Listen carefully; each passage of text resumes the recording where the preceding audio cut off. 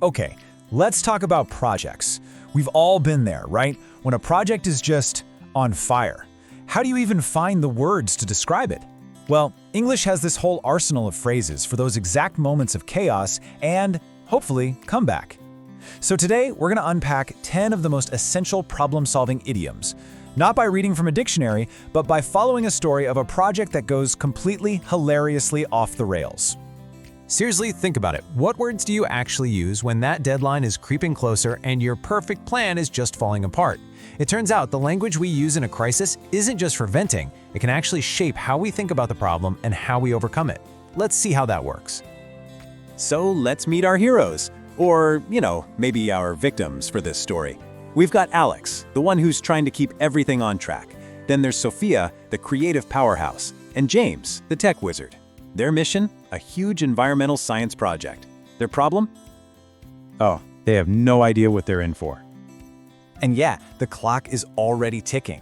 They have just 3 short weeks to invent a solution for plastic waste. And get this one project is worth 30% of their entire grade. No pressure at all, right? And disaster strikes almost immediately. After a full week of hard work on what they thought was a brilliant recycling app, they find out another group has the exact same idea. All that effort, poof, just gone. Which leads to Alex's totally understandable freakout. And that brings us to our very first idiom, back to square one. This phrase comes straight from board games. You land on that one unlucky spot and bam, you're sent all the way back to the start. It means a complete wipeout. All your progress is gone. You're hitting the reset button. But as the team tries to regroup, Sofia offers a slightly different way of looking at it. For her, this isn't just about starting over. It's about rethinking everything. And that's a really crucial difference. So, back to the drawing board. This one comes from the world of design and engineering.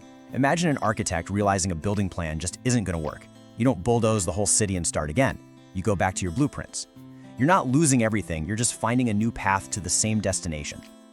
So let's put these side by side, because the difference is key. Back to square one is like flipping the whole game board over. It's done, total restart. But back to the drawing board, that's more like erasing a part of the blueprint. The goal, the building, is still the same, but the plan to get there has to change. It's the difference between total failure and a strategic pivot. Okay, so with 1 week already burned, the team pivots to a new idea, biodegradable lunch trays. But the clock is ticking loudly now, and as James seems to be dragging his feet, Alex makes it crystal clear. They are officially under pressure. That feeling of urgency and stress is just piling on. And then, things go from bad to worse. Their first prototype tray? It completely dissolves the second it gets wet. It just turns into a soggy mess. For Alex, who's already been super frustrated with the team, this very public failure is it. It's the breaking point. And that's the last straw. This idiom comes from that old saying, the straw that broke the camel's back. You can picture it, right? You keep piling weight on this poor camel piece by piece. It can handle a lot, but eventually one single tiny little straw is enough to make the whole thing collapse. That's the last straw. That final, maybe even small problem that makes an entire situation just unbearable. Just as the team is about to completely implode, their teacher, Mr. Patterson, steps in. He sees they're trying, and he offers them a lifeline by using his personal network to get them some expert help. This is what it means to pull strings. Think about a puppeteer.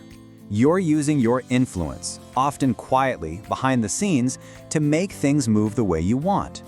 Mr. Patterson isn't doing the work for them.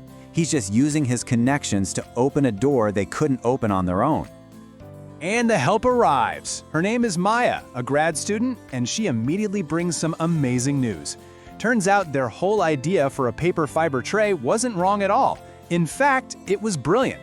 They just missed one tiny, crucial ingredient. To hit the nail on the head.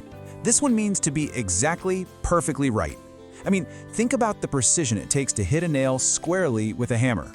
One perfect shot. Maya is telling them their instincts were spot on, which you can imagine is a massive confidence boost for this struggling team.